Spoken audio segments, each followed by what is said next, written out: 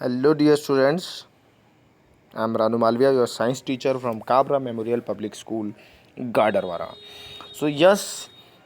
हम mid term में chapter 6 तक कवर कर चुके हैं. आई होप आपके एग्ज़ाम्स अच्छे गए होंगे और चैप्टर 6 तक के ओवरऑल हम सब कंप्लीट कर चुके हैं. और हम चैप्टर 7 के बारे में यहाँ पर बात करेंगे, जिसका नाम है weather, climate and adaptation in animals. So yes, यहाँ पर हमको देखना पड़ेगा वेदर के बारे में, क्लाइमेट के बारे में, इनमें क्या अंतर होता है या क्या डिफरेंस होता है उसके बारे में भी. एंड अडाप्टेशन इन एनिमल्स कैसे अडाप्ट करते हैं, इन सब चीज़ों के बारे में हम इस चैप्टर के दौरान डिस्कस करेंगे. इसका माइंड मैप ऑलरेडी आप लोग बना चुके हैं.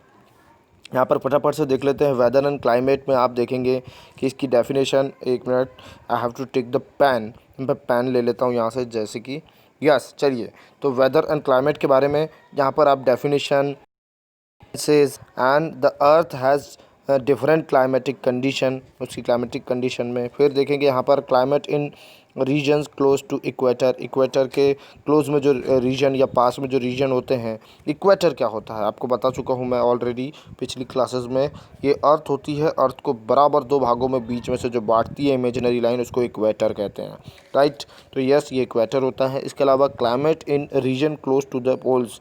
और पोल्स क्या होता है? यस, इसी अर्थ में ये नॉर्दर्न पोल होता है और ये साउदर्न पोल होता है, नॉर्थ पोल और साउथ पोल. तो इसके आसपास में जो एरिया होता है वहाँ पर क्या किस तरीके का क्लाइमेट होता है, ये सारी चीज़ों के बारे में डिस्कस करेंगे. इसके अलावा क्लाइमेट एंड अडाप्टेशन के बारे में बात करेंगे कि किस तरीके का क्लाइमेट में अडाप्टेशन कैसा होता है.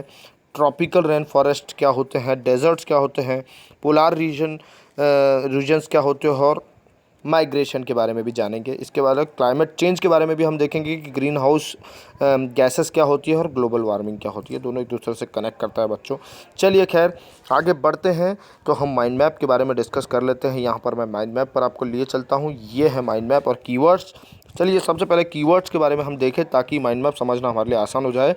और इसके अलावा जो भी आप जब चैप्टर को पढ़ेंगे तो ये वर्ड्स अगर बीच में आएंगे तो आपको प्रॉब्लम नहीं होगी.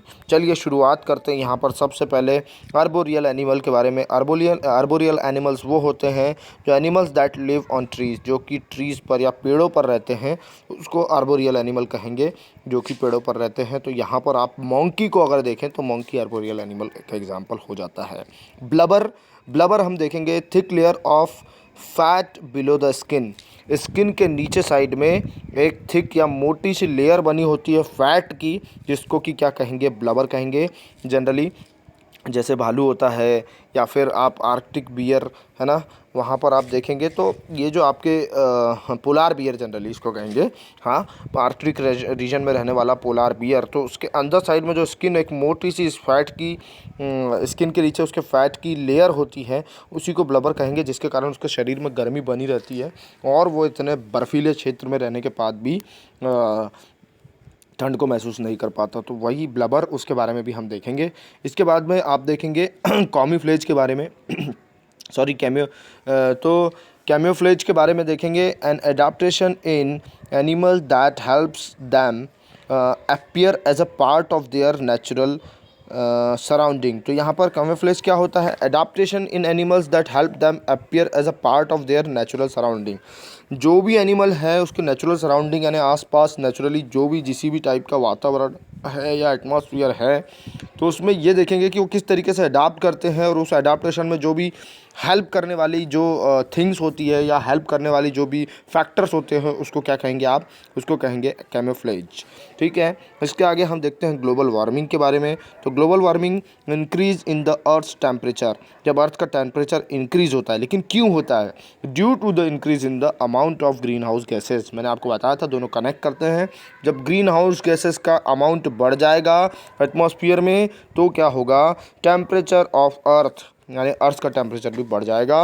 और जब अर्थ का टेम्परेचर बढ़ेगा तो ग्लोबल वार्मिंग, आप यहाँ पर वर्ड से समझ सकते हैं. ग्लोबल यानी ग्लोब आपका धरती या आपकी अर्थ, और वार्मिंग यानी कि गर्म होना. तो जब धरती गर्म होने लगे या उसका टेम्परेचर बढ़ने लगे, increase in the temperature of the earth हो जाए, तो उसी को क्या कहेंगे आप? ग्लोबल वार्मिंग कहेंगे। और global warming green house gases के इंक्रीज़ होने के कारण एटमॉस्फेयर में ग्लोबल वार्मिंग होती है। चलिए आगे बढ़ते हैं, माइग्रेशन के बारे में बात करते हैं।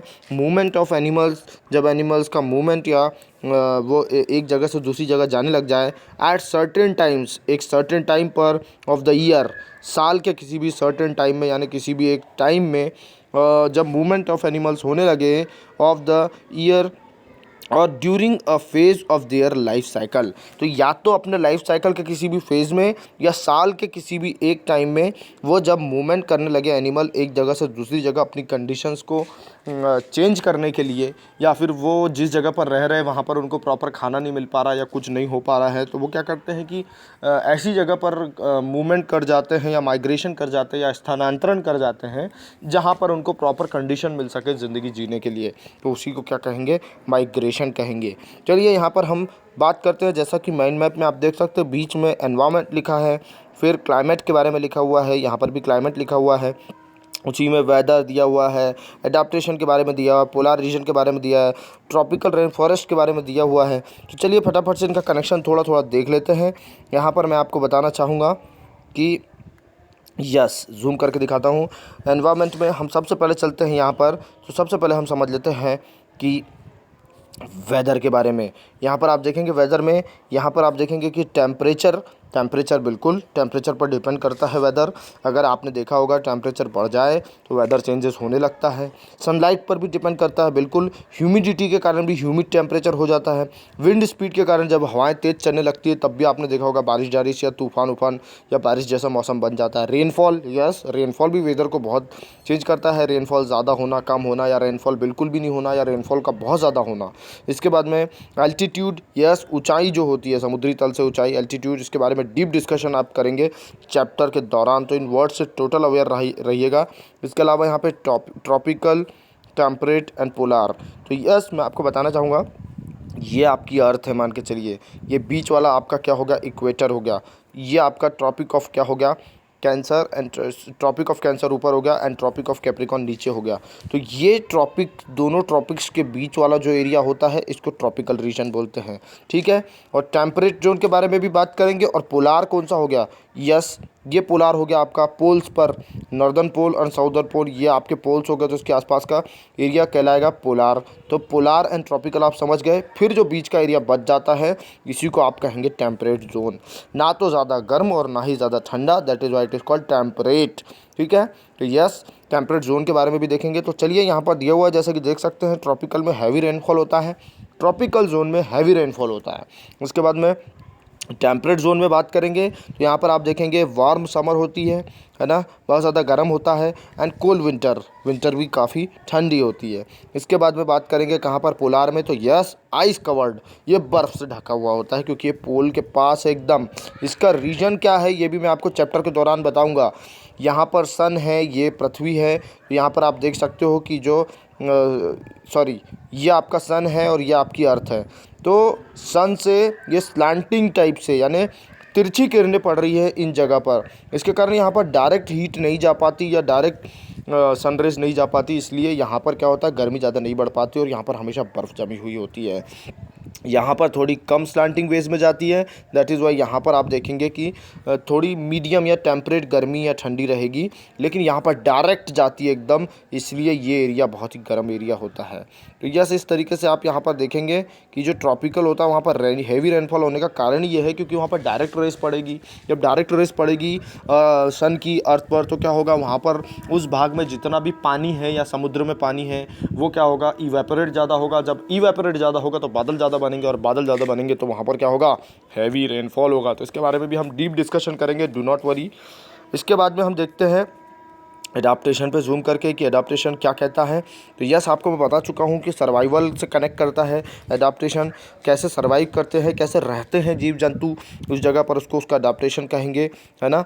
यस, तो आगे बढ़ते हैं। यहाँ पर आप देखेंगे सबसे पहले ट्रॉपिकल रेन फॉरेस्ट के बारे में बात करेंगे तो ये रिच वैरायटी ऑफ लाइफ, यहाँ पर जो वैरायटी ऑफ लाइफ होती है वो रिच होती है। क्यों होती है? क्योंकि बारिश अच्छी खासी होती है, रेन फॉरेस्ट है, यहाँ पर फॉरेस्ट अच्छे खासे होते हैं, पेड़ पौधे सब कुछ उगता है आसानी से, क्योंकि बारिश के कारण बर्फ़ कम होती है, मिट्टी विट्टी अच्छी खासी होती है। दैट इज़ वाई यहाँ पर सब कुछ उगता बहुत अच्छे से है, फसलें अच्छे से होती है। दैट इज़ वाई यहाँ पर आप देखेंगे रिच वैरायटी ऑफ लाइफ देखने के लिए मिलेगी, यानी अच्छे तरीके से लोग जीवन जी लेते हैं। इसके बाद में आप देखेंगे आर्बोरियल लिविंग हैबिट। यहाँ पर आर्बोरियल लिविंग हैबिट भी इसलिए क्योंकि पेड़ पौधे अच्छे खासे हैं। तो आर्बोरियल मैं बता चुका हूँ, पेड़ पर रहने वाले जानवरों को आर्बोरियल जानवर या एनिमल्स कहते हैं। तो आर्बोरियल लिविंग हैबिट्स भी यहाँ पर आपको देखने के लिए मिल जाएगी। इसके बाद में हम थोड़ा सा बात करेंगे किसके बारे में, डेजर्ट्स के बारे में। डेजर्ट्स में आपको पता है पूरे टाइम रेत होती है ना, फुल ऑन सैंड से ढका हुआ होता है, covered with the sand, that is called the deserts. तो यहाँ पर plant and animal can do without plant and animals can do without animal for long periods. यहाँ पर कैन डू क्यों लिखा मुझे पता नहीं, कैन लिव लिख सकते हैं हम, है ना। तो यहाँ पर जो प्लांट और एनिमल है बहुत दिनों तक के बिना पानी के भी रह सकते हैं, लॉन्ग पीरियड के लिए बिना पानी के लिए रह सकते हैं। Animal live in burrows. यहाँ पर आप देखेंगे कि जो एनिमल जो होते हैं वो जनरली बरोज़ में रहते हैं, ठीक है। इसके बाद में हम आगे बढ़ते हैं। यहाँ पर पोलार रीजन में आपको मैं देखने के लिए बताऊंगा। पोलार रीजन यहाँ पर क्या कहता है कि यहाँ पर hollow hair and blubber for warmth. यहाँ पर जो जानवर होते हैं उसमें आप देखेंगे हॉलो हेयर्स, यानी कि हॉलो हेयर्स का मतलब होता है जो अंदर से खोखले होते हैं बाल, उसमें भी हवा भर करके अपना एक कवर बना लेती है। तो हॉलो हेयर्स क्या कहेंगे, इनके जो बाल रहते हैं वो अंदर से क्या होते हैं, पाइप लाइक स्ट्रक्चर होते हैं, बहुत ही पतले पतले पाइप की तरह होते हैं। एंड ब्लबर मैं बता चुका हूँ कि स्किन के अंदर जो फैट की लेयर होती है उसी को ब्लबर कहा जाता है। तो वो इसलिए होता है क्योंकि शरीर में गर्मी बनी रहे, तो इस तरीके से उनका बॉडी स्ट्रक्चर होता है। इसके बाद में दिया हुआ यहाँ पर हाइबरनेशन के बारे में। तो यस, हाइबरनेशन पूरा का पूरा एक टॉपिक है, ये वर्ड से आप अवेयर रहिएगा। मैं हाइबरनेशन भी आपको बताऊंगा चैप्टर के दौरान। इसके बाद में माइग्रेशन के बारे में मैं अभी आपसे डिस्कस कर चुका हूँ। तो यस, ये आपका माइंड मैप था, ठीक है बच्चों। तो आप इसका ख्याल रखिए, बहुत अच्छे से इसको आप ध्यान से देख लीजिएगा और अपनी कॉपी में जिन ने बना लिया है दैट इज़ गुड, बट जिन्होंने नहीं बनाया उसको बना लीजिएगा। और बाकी हम चैप्टर के दौरान मिलते हैं और इस चैप्टर को आप ध्यान से पढ़ लीजिएगा। थैंक यू डियर स्टूडेंट्स, फिर मिलते हैं नेक्स्ट वीडियो के साथ। जब तक अपना ख्याल रखिए, खुश रहिए और अपना और अपनों का बहुत ख्याल रखिए। इस कोरोना के दौरान में अपने आप को सेफ रखिए। Thank you dear students, thanks a lot, bye bye, take care.